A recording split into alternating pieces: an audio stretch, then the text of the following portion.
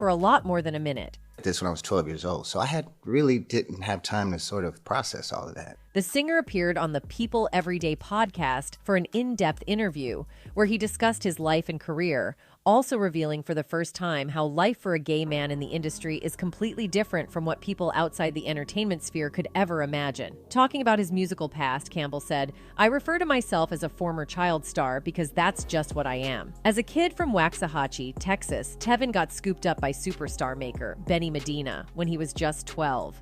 Fast forward a bit, and then Quincy Jones himself swoops in and tossed the singer into the musical spotlight at the ripe old age of 13. And guess what? The whole world goes wild and starts calling this young sensation the next Michael Jackson. The comparison was a big compliment that came with a lot of pressure," says Campbell. "I just kind of wanted to be me, you know?" Instead, he was packaged as a young heterosexual heartthrob.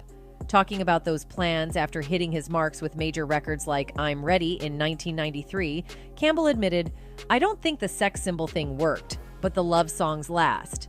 Even fans agreed with, as one user on X spoke about it, saying, "I think it's funny that Quincy Jones thought Tevin Campbell could be a sex symbol. Shh, cracks me up every time it comes on."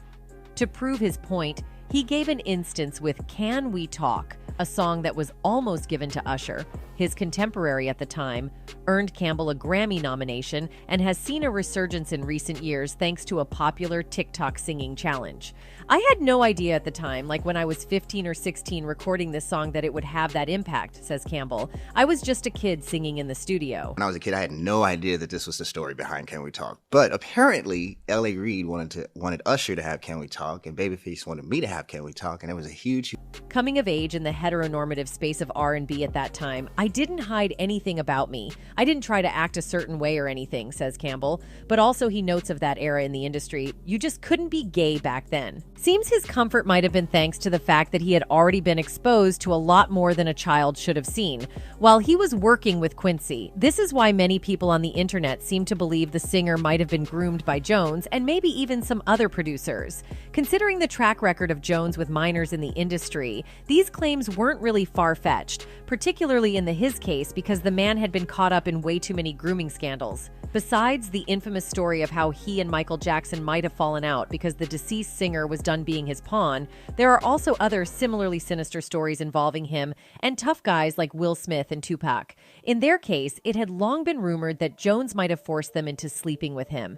The seemingly undefined relationship they had with Quincy might have affected them quite a lot, as reports say he tried to turn them gay like him. If you remember correctly, there was the time when Tupac exposed Quincy Jones for his S** Sewell advances. In the interview, Tupac revealed that Quincy asked him if he could stick it in his backside. But then what happened? The interview was mysteriously wiped out from the entire internet. Let's face it, only someone as influential as Quincy could have accomplished a feat like that. Since Tupac is not alive to confirm the audio, Quincy must have decided to clean his hands from his dirty actions. Even rapper Napoleon seemed to deny all these rumors. In an interview, when Napoleon was confronted with the alleged relationship between Tupac and Quincy, he denied everything on the spot and started defending Jones. But inasmuch as Jones might have been able to erase stuff from the internet, he couldn't possibly erase them from people's memories, and these people have been talking. One person wrote, "I heard the audio of Tupac saying that about Quincy with my own ears about 10 years ago. Quincy is or was the key holder to the black music industry. Anyone at the top level had gotten there by partaking in his party."